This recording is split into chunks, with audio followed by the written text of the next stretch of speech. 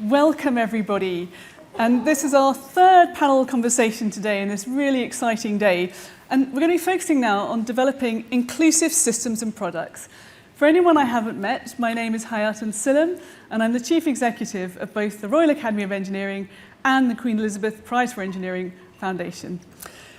This is a really important topic. I'm very excited we're going to be discussing this topic because I very strongly believe that engineering has a clear responsibility and also a clear economic imperative to ensure that the products and the systems that we design and we develop work for everyone who is intended to be a user of them. And sadly, we know all too well how wrong things can go when this doesn't happen. There are lots of great books out there that bring to life issues to do with diversity and inclusion. But for me, one of the most influential over the past few years has definitely been Invisible Women. Through this book, Caroline Criado Perez does an amazing job of bringing mainstream attention to the myriad ways in which products and systems that have been designed with gender bias to the detriment of women have impacted on our lives. To give one example, she famously highlighted that women are 47% more likely than men to be seriously injured if they're in a car crash due to gender bias in the design and choice of crash test dummy. And sadly, I saw in the weekend papers, like I'm sure many of you also did, that this has not yet led to the change in policy that you might think follows naturally from exposing that kind of statistic, at least in the UK. Excruciating and distressing examples of racial bias in technology have also hit the headlines, from automatic soap dispensers that fail to recognise darker skin tone, through to facial recognition software being unable to distinguish between two black faces. Those are just two examples, and unfortunately there are plenty more where those came from. So I'm sure you're all aware, the theme of today is really what works in diversity and inclusion.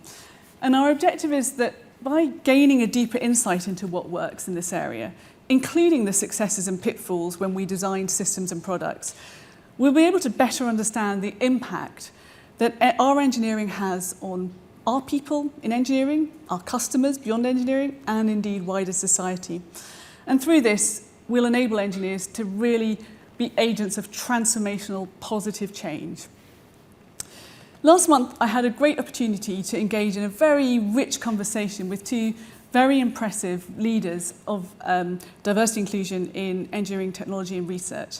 I spoke to Dr. Karen Salt from UKRI and Anne-Marie Needham from Ocado.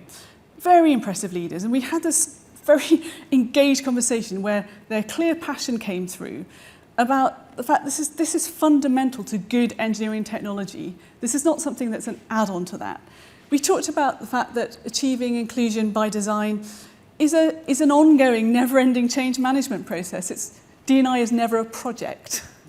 We talked about the fact that this is necessary, but it's also not easy. But also about the fact that we have to stay ambitious about what is possible. We need the right people at the table, right people at the right table, I would say. We need the right voices to be heard. We need to be asking the right questions. We need a systems approach. We need to take the time to understand how the world looks from different perspectives. And I'm really delighted that I'm joined again by a very impressive group of leaders with whom we're going to continue our exploration of this challenging but vital area. And our panel today are going to draw on their experience of creating and developing products and systems in engineering and beyond themselves, and to discuss how we can overcome the biases that we face as a collective in this space.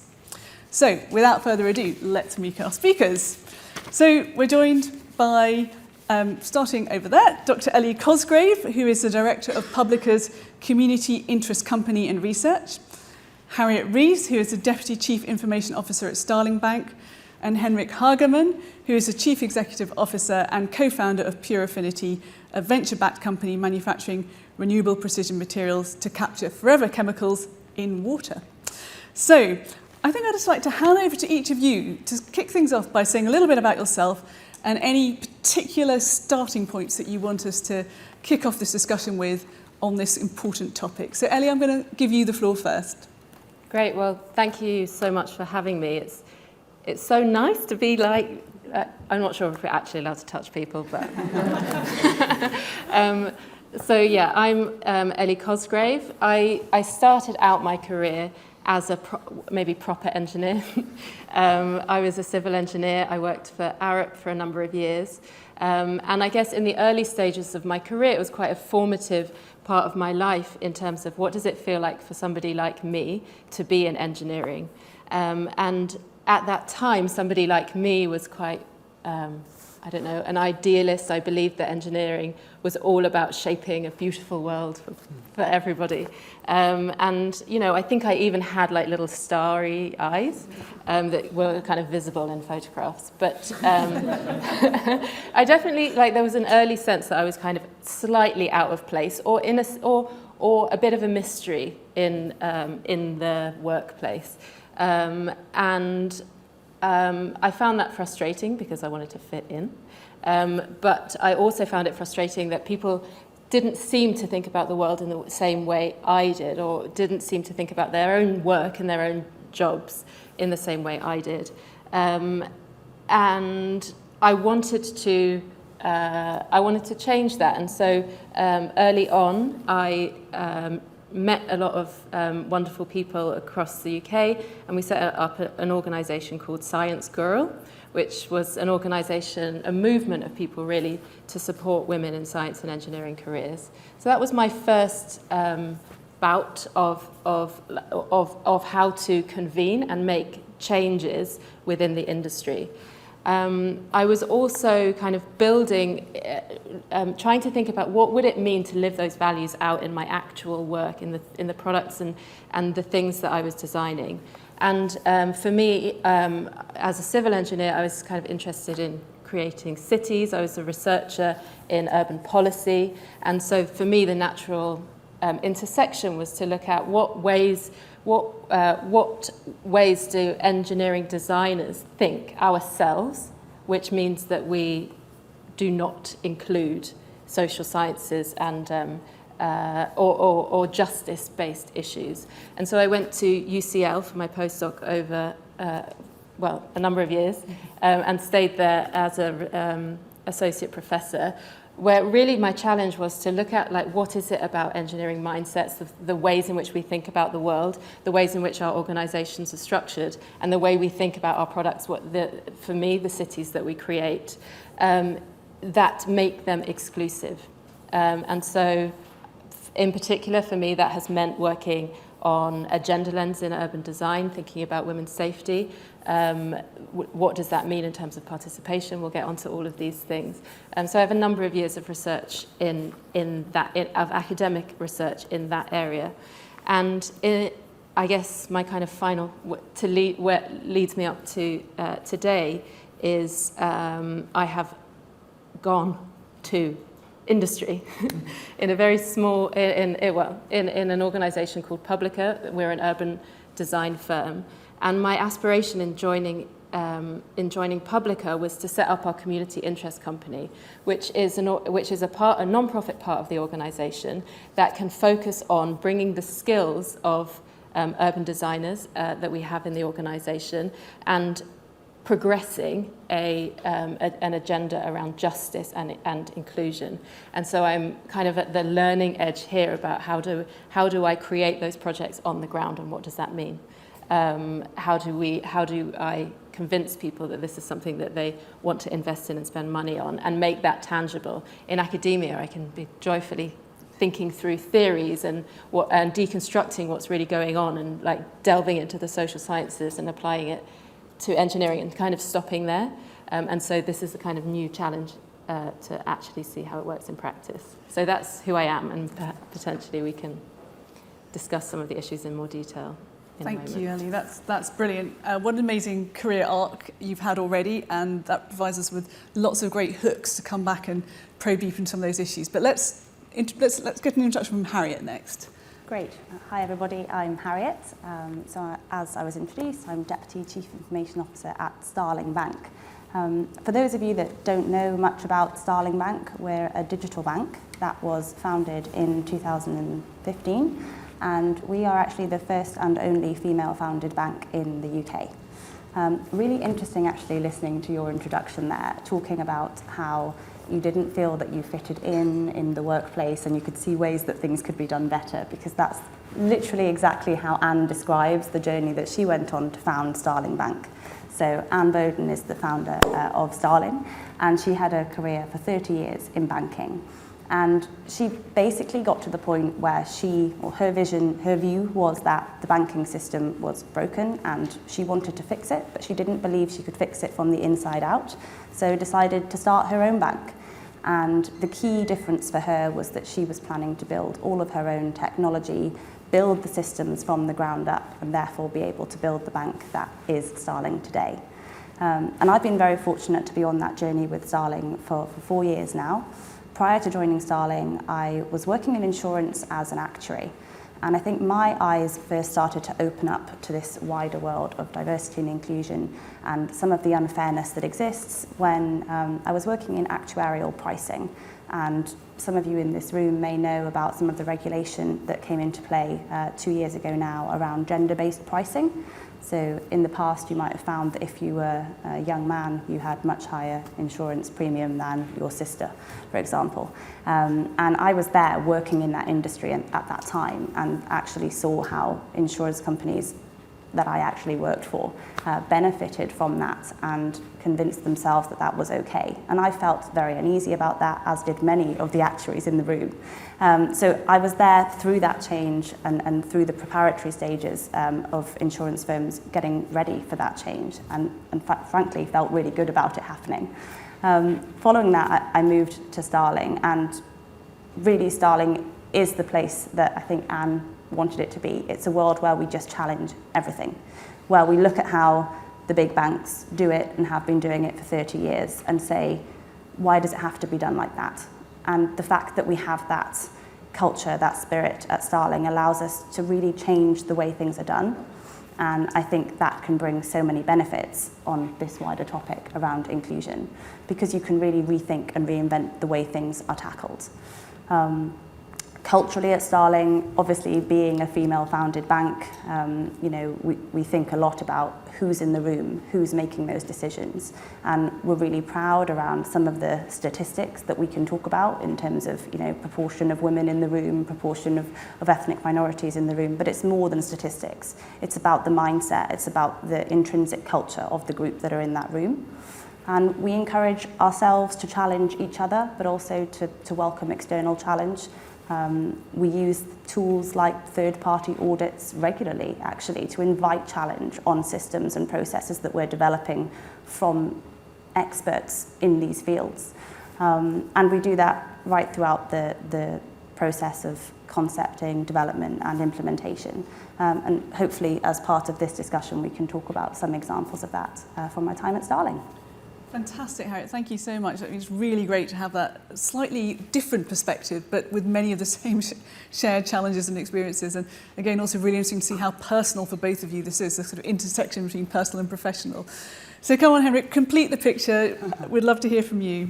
Yeah, so you'll hear a bit more about the environmental side, I guess, with the things we do. So I take you back to when I was on the cycling trip in 2011, and I was crossing some of the parts that now have war, and it was kind of crazy with the hospitality that people were exposing to me. So this was Russia, this was Kazakhstan, it was Ukraine, and basically I kept seeing these old industrial sites which had been deprived or basically left alone, and these sites would basically have very hospitable people, but they would be disadvantaged from this sort of macro trend that I was seeing. So the macro trend is more than 80% of tech right now gets invested into things that impact less than 20% of the population.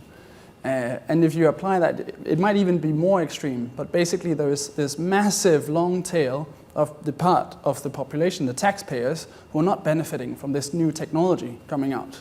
And so going into university at Imperial, studying engineering, one of the key things we wanted to try and address with a science project called iGEM was really to try and see if we could change that balance. So what we did is we did something called informed design to develop this project where we could basically look at how chemicals are creating benefits. So you use them to create vaccines, spacesuits, all sorts of Teflon products. And basically that's often for affluent people. But who pays the price? And so what we did was just design this new company, which in the beginning was a science project. So we were 50-50 male-female.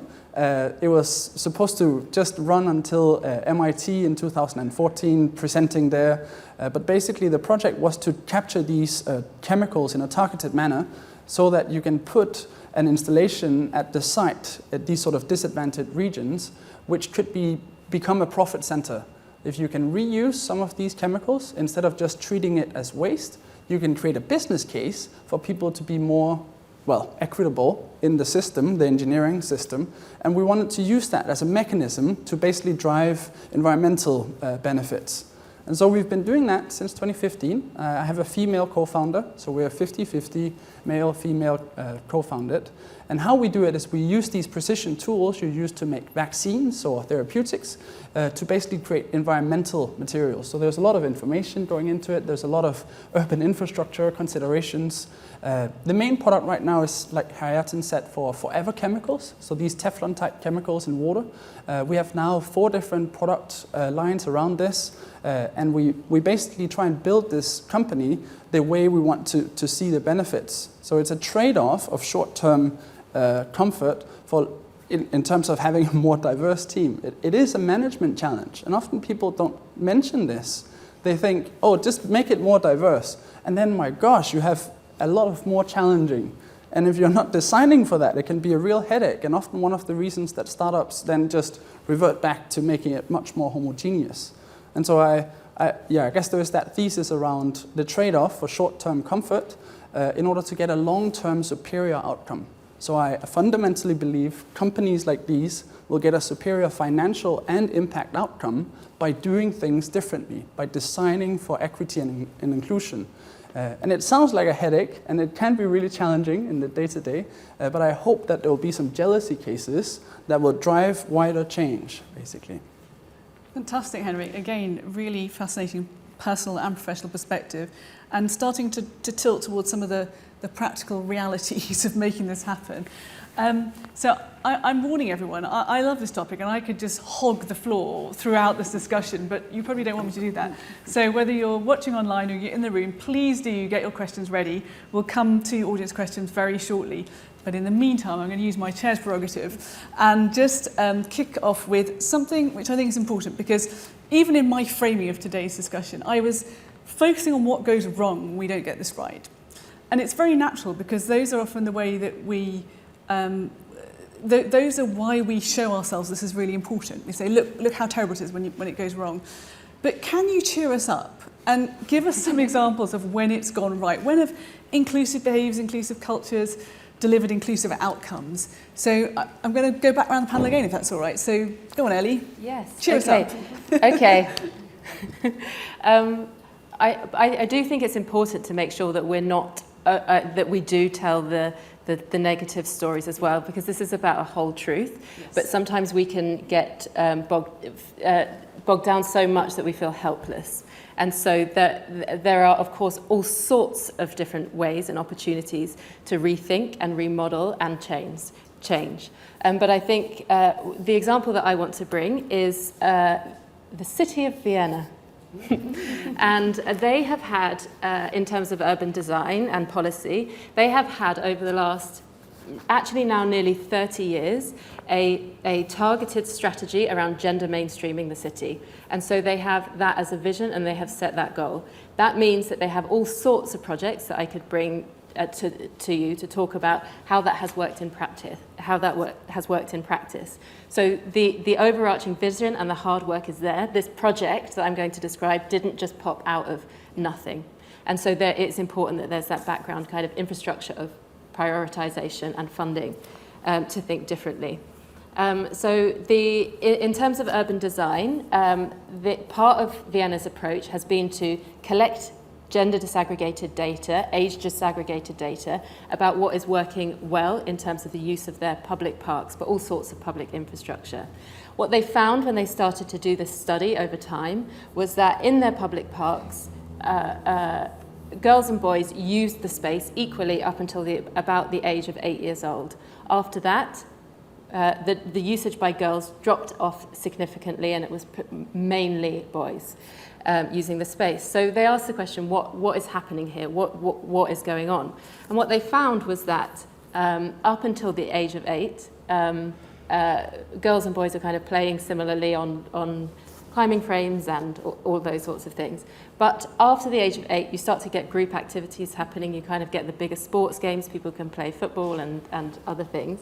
And so that means that when children have to socially negotiate the space, i.e. that the space is not split up into different types of activities, the boys, the activities that are generally assigned to boys because of gender stereotyping tend to take up most space, and the girls disappear. And so what they were able to do in their design process and through consultation with children was to be able to create different parts of the park that were physically set up for different types of activity. And so and once they had done that, there was an immediate difference, and girls came back into the parks. But I think what's important as well, because that still doesn't sound like gender inclusive, right? That we've got like the girls' activity section and the boys' activity section.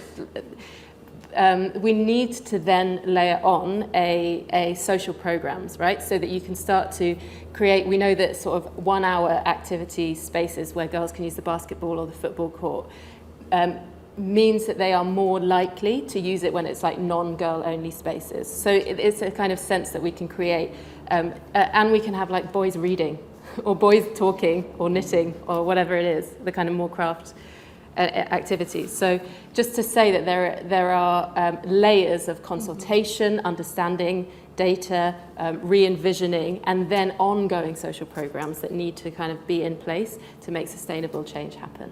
Thank you, Ellie. That's a really interesting example. Come on, Harriet, give us one from your world. So I'm going to give a partial success. We're on the way to success with it. And it's not a systems one, actually. It's just an example of a time when Starling saw something wrong and decided to do something about it externally. And that was with a campaign that we ran called Make Money Equal. So we noticed that if you look in the mainstream media at articles and specifically the images associated with those articles relating to money, that you would often see men presented as being very successful, usually with a briefcase, you know, shiny shirt and shoes, everything looking great, and then the woman would be standing there crying, looking at, you know, her phone bill or something.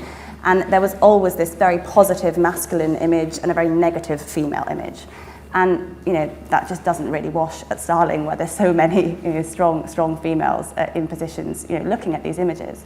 So, you know, we started to make our own imagery. Any images associated to Starling would obviously have positive reinforcement, female in those images, but we thought we can do better than this. We can actually try to change this narrative. So we worked with a professor from Brunel University who specialises in sort of women in society, and we worked with a photographer who specialises in representative photography, and we actually created a library of images that are very representative and include men and women, you know, in different financial situations, looking at bills happily, or maybe sometimes not happily, but equally and in a representative manner. And we've actually released that for public consumption. So anyone can actually go and access those images on our website. And then to really, again, reinforce this message, our founder and CEO and our Chief Corporate Affairs Officer, both women, held a breakfast event with many of the top journalists of many of the mainstream media newspapers to let them know that this is there and to really point out to them that we had identified that this was going on in their newspapers, and now there is a free library for them to choose from that would mean they could eradicate this issue immediately. And we're getting there. I would not say that we've completely solved this problem, but we have literally put in front of the noses of those journalists an option for them to make a better choice. And we've seen, you know, great uptake and response so far. Well done, Harriet, and I can't resist the temptation to mention our own image library that we curated as part of our This is Engineering campaign. And it was born of our frustration that when you did the Google image search for the word engineer, it was a sea of men in hard hats and high-vis jackets. And I will say that thanks to the campaign and the efforts of many people and our free image library on Flickr, you can now see a sea of people of different genders, different ethnicities, still all wearing hard hats and high-vis jackets, but still we have definitely made some progress on that one. So Henrik, what about you? What's your positive example before we open it up to the room for questions and online questions as well? Yeah, so I'll keep it short in the interest of time, but I think there are some where you see the benefits of these non-value-based traits having more diversity. So one of them is an evidence-based platform. Basically in the US, there's been a major outrage around the presence of certain chemicals in water. You might have lead, you might have Minnesota, you might have Flint even, and actually it's a solvable problem. So it's one of those areas where if you apply these sort of, let's say a SaaS model, so software as a service model, to that space, probably could solve it with the existing technology.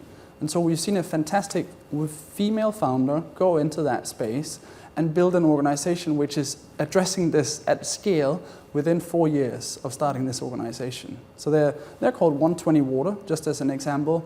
It's fantastic just to see the change that can come when you design it from the bottom up to both have the inclusive environment but also the diverse traits.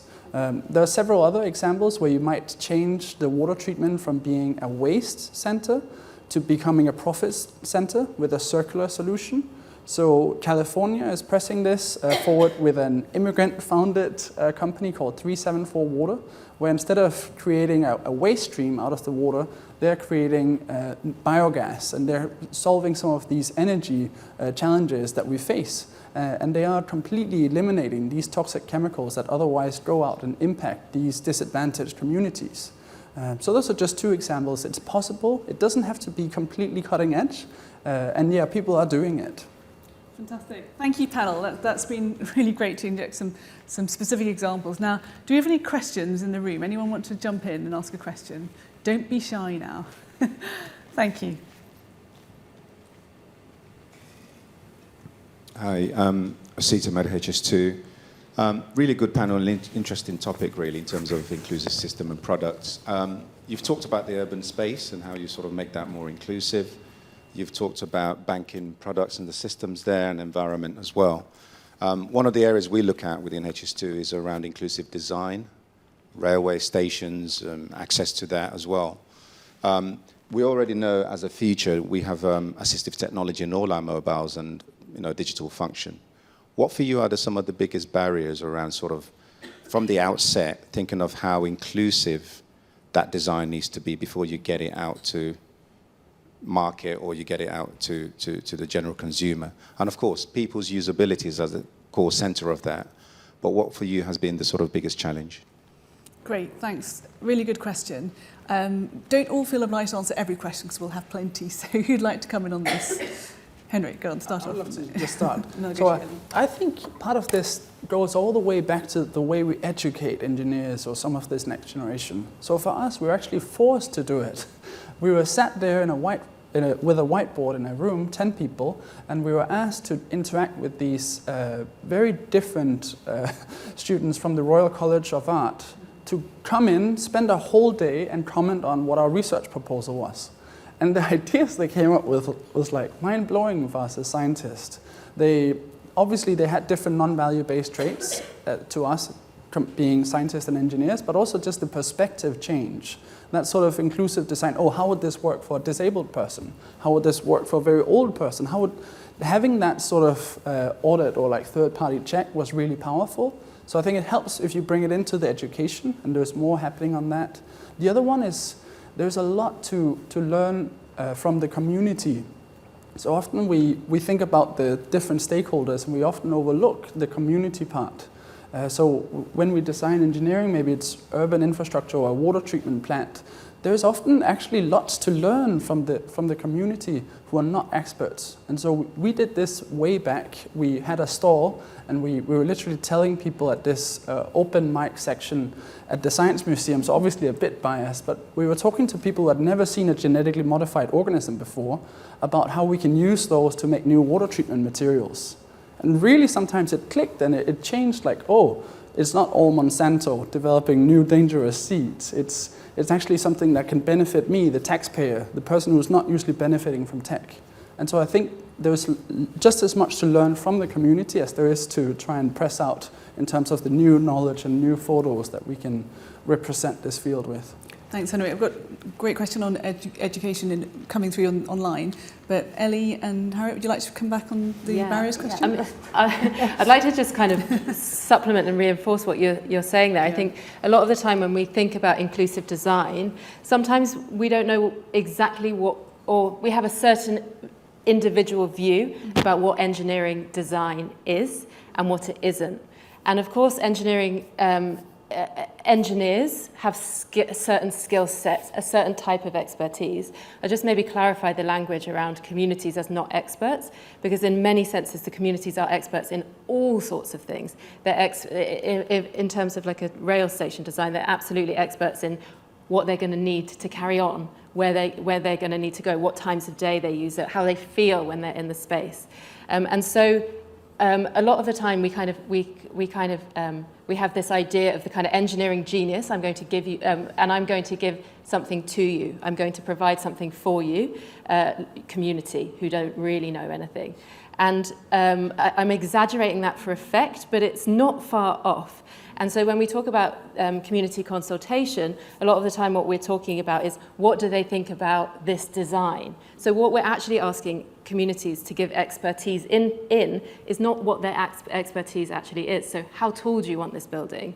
How wide? Well, how many ramps? It's wild that we think that's appropriate. We need to work with communities to understand their expertise and how we can start to bring it in together.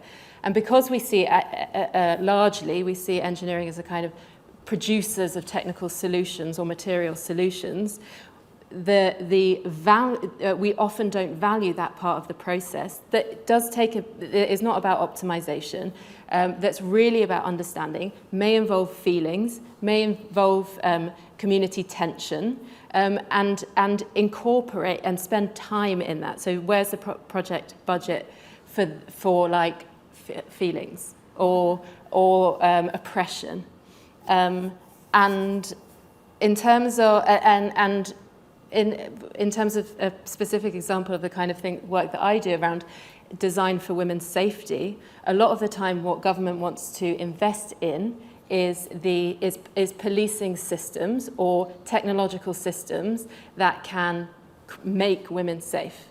And so we see proliferations of apps or more CCTV or more police presence. And what we don't understand is how that actually affects the problem, which is how do women feel in this space. And of course there are all sorts of intersectional issues that if I'm a black woman, I will have potentially different experiences of policing systems, of CCTV, and therefore the technical solutions that we do to people just becomes completely inappropriate.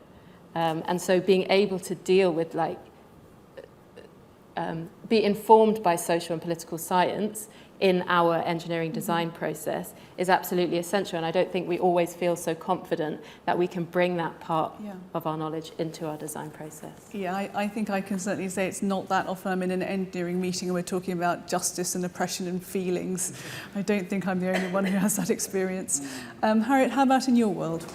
So I think linked to something you mentioned there, which is time. So you asked what are some of the challenges that you struggle with, and let's be honest. If you're in industry, there's usually some time pressure to get something moving, to get a project moving, to deliver something. And I think for too long, in my view, in my previous world of actuarial pricing and then data science, we'd all go out, we'd build a model, and then at the very end of the model, we'd all say, oh, shall we just check that it's fair and just check that it's not doing something really terrible? And that would be what you did sort of right at the end. And frankly, what are you going to do if it comes back and tells you it's unfair? You have to start the project again. So I think that was the process for so long. And I think now we're moving into a world where actually everyone starts to think about those things way earlier in the process. And therefore you give yourself the benefit of time because you're thinking about those issues from really right at the very beginning in a data science project when you're first gathering the data. And you then have the chance to tackle those problems and solve those problems up front. So that's definitely a challenge that I've seen in the past. We've made some quite significant changes to our model development process at Starling when it comes to data science projects for that very reason, because I view that it's just too late at the end to be checking for those things that are so fundamental to what we want to deliver to customers. Absolutely, inclusion by design. So I've got some great questions coming online. I would love to also hear reflections from the room or from our audience online about actually in practice, what do you think the barriers are? And if you've got specific suggestions on how to overcome those, please do share those as well. We've got a really knowledgeable panel, but I think it's also really helpful to relate that to the different experiences that we all bring to the room today. So, sorry. So in terms of panel questions from our online audience, Sandra Mulligan's asking about educating the educators as being an absolutely essential strand of change in this area.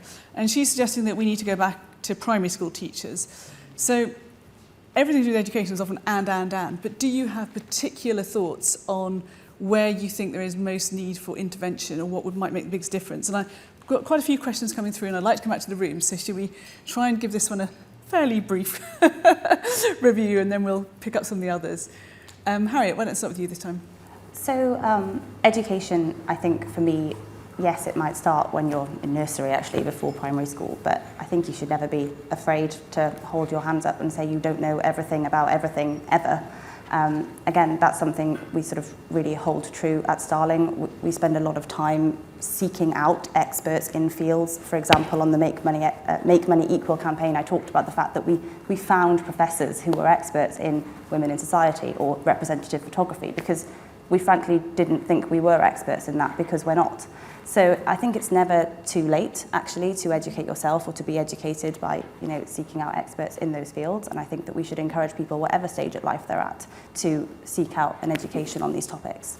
It's a great point, because it's like the discussion about the diversity deficit in engineering, and I was thinking, yes, I'm really happy for us to try and bring up our 3-year-olds in a less, gender-specific context, but I really want us to also work on everyone who's out there, including ourselves already. So, Ellie, your thoughts? Yeah, I would just reiterate that point, really, that I think it's sometimes the easy answer to say, let's do it in schools. That's our kind of go-to, because when we feel overwhelmed.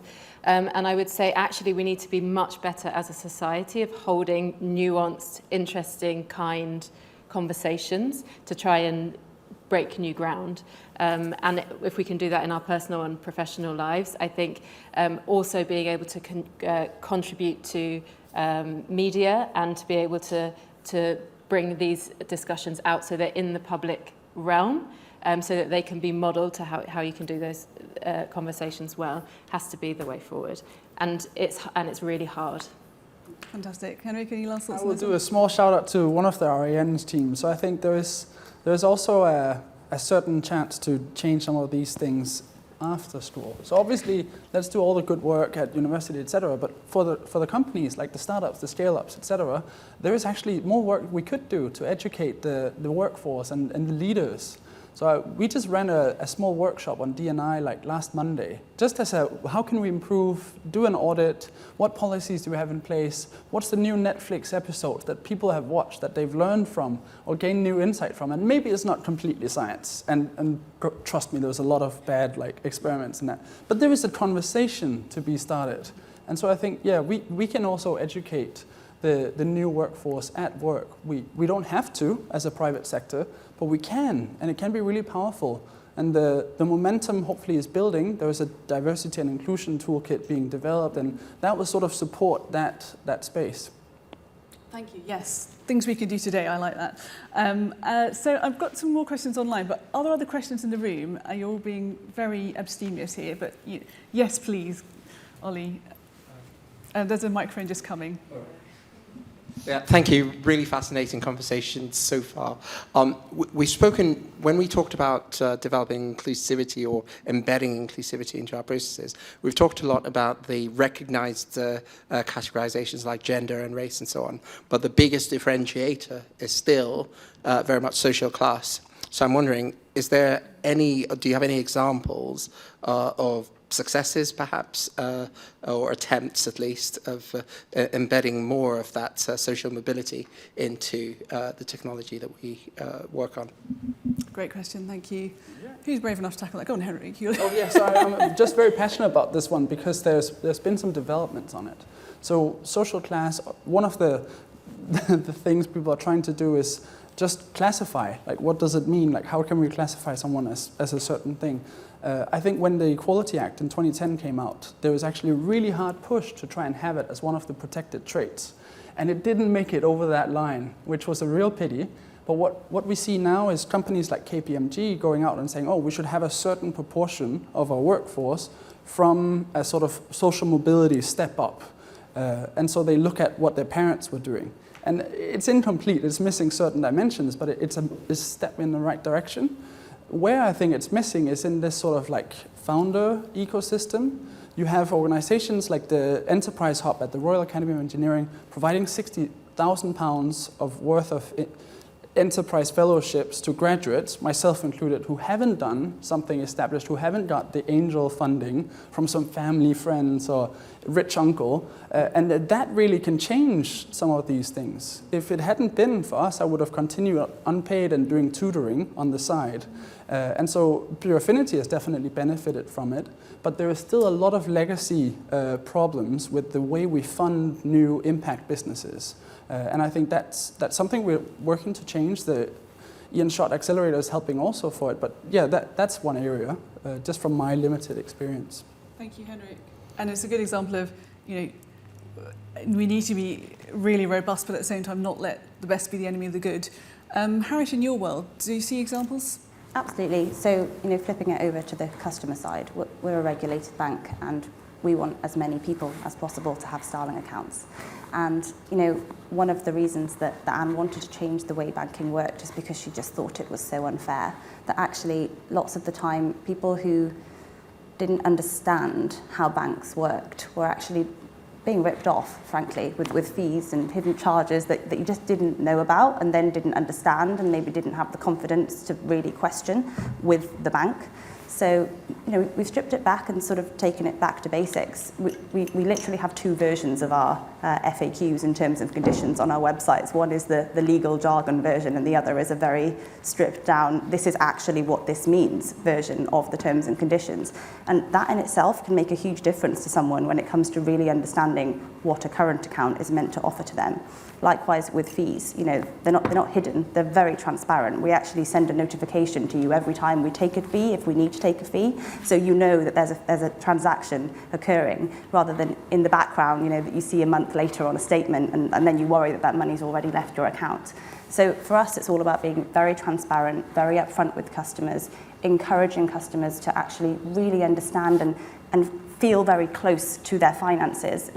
We don't believe in the idea that your finances should be locked away in something that you only think about when the statement comes through the post. It should be very much something you live and breathe and therefore feel comfortable with. Thank you, Harriet. That's really helpful. And this is where I start to get mean. I start to make people answer multiple questions simultaneously. So I'm trying to get through as many as possible. And if you have questions in the room, please do stick your hand up as well. We'll try and get to any more of those. But Ellie, I'm going to ask you to now bring in an answer to Suresh Paul's question, which is, how far did the panel think that inclusion in practice and in terms of results is down to understanding and making space or budget for social capital? So you sort of alluded to this a little bit earlier on, and just a general need to have that truly interdisciplinary mindset and to recognise the value that different stakeholders bring to good quality design. But what about the specific issue on social capital? Oh, yeah. So I guess social capital can be interpreted in all sorts of ways, and we can think about it in terms of, okay, if I go back to my bread and butter in terms of a consultation process for a new urban project, who is it? Who are the types of people that have the time to engage in the way that we, who are leading the consultation, have deemed appropriate to gain their input? And so, of course, that means that that will potentially be people who are quite confident, mouthy, people who have time to think about it, maybe people who have quite strong interest in politics and their rights in space. And so that's a classic problem of consultation, who are you talking to? But we need to know that the way in which we design our processes exclude people without a certain type of social and economic capital or privilege.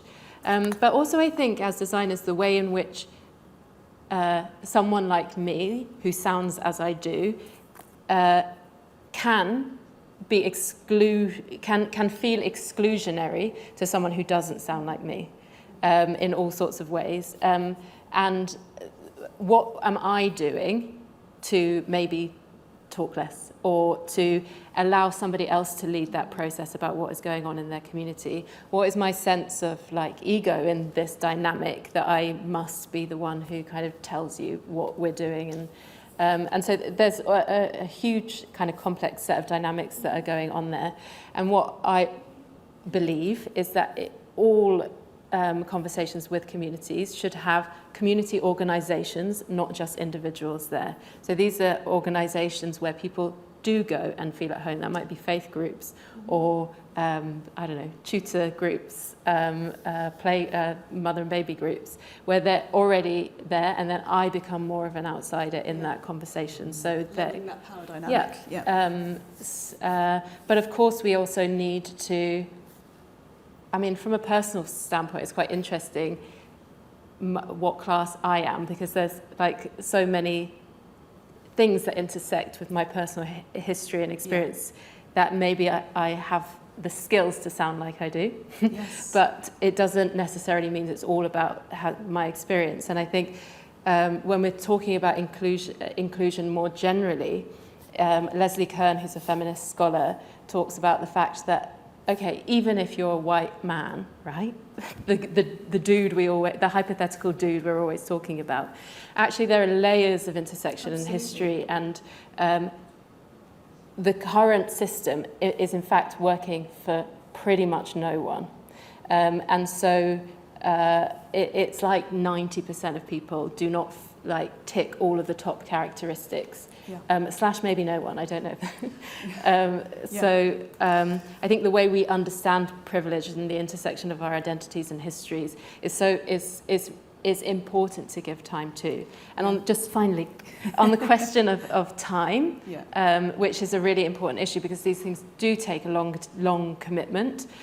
Sometimes once we've sorted it out, it can be super easy, maybe even quicker, more efficient. But the amount of time that we spend on a certain part of any project that we are doing is proportional to how much we, as an organization or an individual, value that outcome. Yeah. And so if the thing that we're valuing as engineers is the app, then we're going to spend a lot of time building the app. If the thing that we care about as engineers is that it feels like it's owned by the community, then we're going to spend a lot more time with the community. So Ellie, talking about time, unfortunately we're running short of it, and there are many more questions, both from the audience and also from me, that we haven't had time to answer. I would like to ask you all to just start prepping your final takeaway to leave the audience with, which should be sort of something quite practical that people can actually take forward into their everyday life or work as an engineer or business leader or whatever it is. But I'd also just, as you're thinking about that, be interested if any of you have any specific brief examples of how technology can help us to be more inclusive in the way we design and deliver products or systems. So we're going to have to be quite snappy about this. Henrik, you're looking like you're up for this. Yeah, I am. So I think you see some really good impacts from iGEM as one. So it's a big synthetic biology science competition run at MIT in the US. It's the biggest one, probably. And one of the early startups from there, called Ginkgo Bioworks, they were a diverse team. They created an inclusive culture. And they are fundamentally having a significant impact on the way vaccines are now manufactured. They created a partnership with Moderna. They're impacting several of these environmental injustices by having very diverse teams, but also an inclusive approach taking forward. So I think industry can learn from academia, from some of these experts, and putting together hackathons or like small science competitions. Actually, that can be a leverage for building some of these new, maybe it's a research project or a company or ventures, and they can have a significant impact. So Ginkgo is now, well, when they listed, they were a $15 billion company. Now they're less because of the sort of stock crash, but still it's quite a good story of having an impact, not just being a science project. Brilliant. Thank you very much, Henrik. What about you, Harriet? So I was actually going to talk about COVID. Obviously, it was an awful time, the pandemic, but something really interesting happened in that time, which was that we all were forced to rely on technology in a way that we hadn't actually been forced to before. And that in turn resulted in something else interesting happening, which is that companies that forever had sort of been a bit lazy about building systems and technology that was suitable for only people who knew how to use systems and technology and said everyone else can just go into the bank branch, had to develop systems and technology that was suitable for everybody. So, you know, for Starling, we were sort of born digital. We were already ready for that, and you know, people benefit from that service at Starling already. But for other big organisations, it really, I think, prompted a step change for them in how they view technology and realising that actually they've got to build technology that is accessible to everybody and usable by everybody. So I think that's maybe one small positive to come out of what was a terrible couple of years. Great, thank you. And Ellie, and then I'm going to run back down the other way with your top tip for everyone to walk away with. Okay, great. I think there are three things that I'm trying to do at Publica in our community interest company. There's kind of using technology to support the engineering and urban design community in making better decisions. The first thing is really just to convene all the knowledge and information in one place that is digestible and understandable, and you can start to build communities through online platforms to discuss, meet people that you're passionate, that you have similar interests to, and just be able to access in one place all of the knowledge and information that is there. The second is to do with kind of hackathons, but maybe being able to do hackathons that are purposefully designed from the outset to actually engage with social science methodologies, not just kind of like do good. And then thirdly, just like demonstrator projects that show how this can be done in practice and how that looks different to other kind of non-gender mainstreamed projects. Fantastic. So your top tip for the audience. My top tip. Okay. So I guess the key thing that's been coming up for me is that we can talk about all of this stuff in quite positive terms. We can talk about what is possible.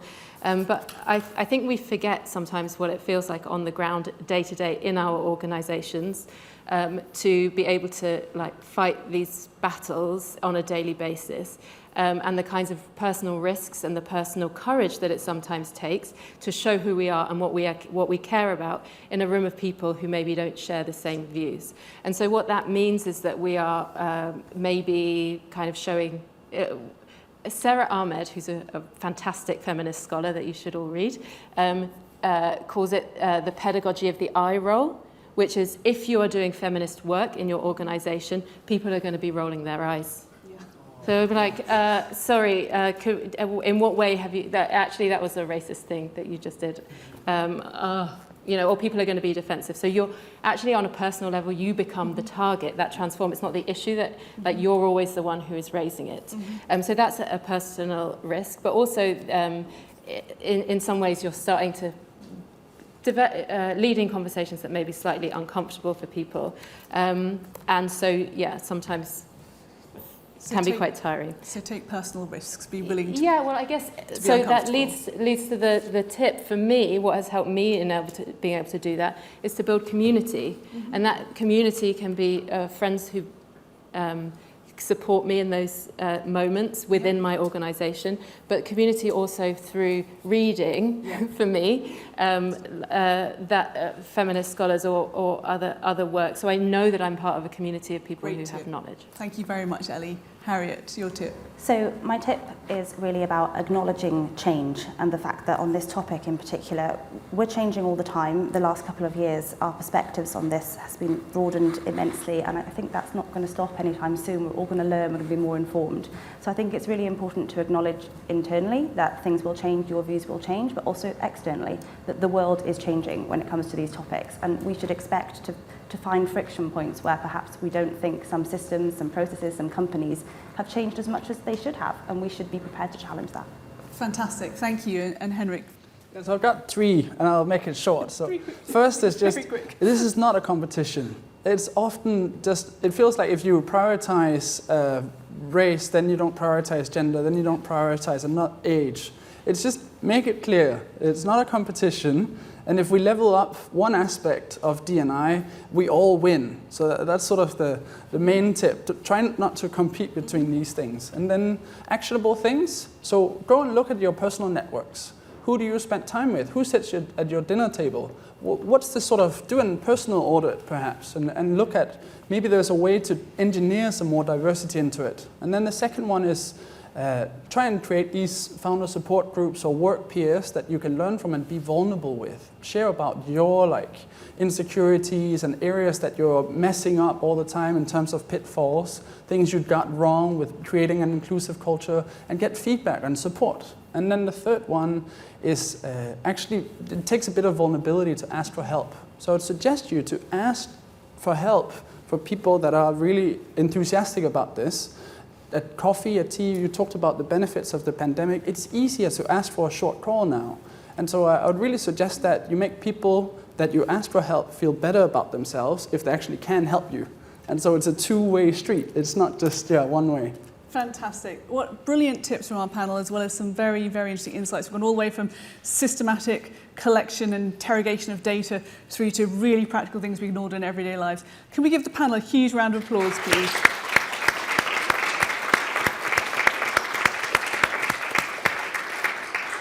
Thank you so much, panel. And while you make your exit stage left, I'm going to get the audience involved for one of our polls. So I'd love you all to just spend a moment identifying one idea that emerged from the panel discussion that you're going to use to improve diversity and inclusion through your own work.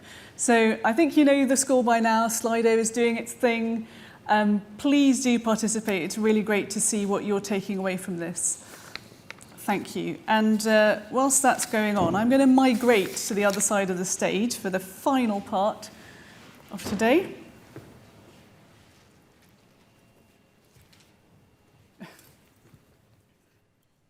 Brilliant. Well, someone is living the advice by starting early with starting early. That's great. Network. Love the shout out for the EDI toolkit, thank you. Acknowledging that things are changing all the time. Diversity audit at my friendship group. I think a lot of us will be going away and reflect on that one.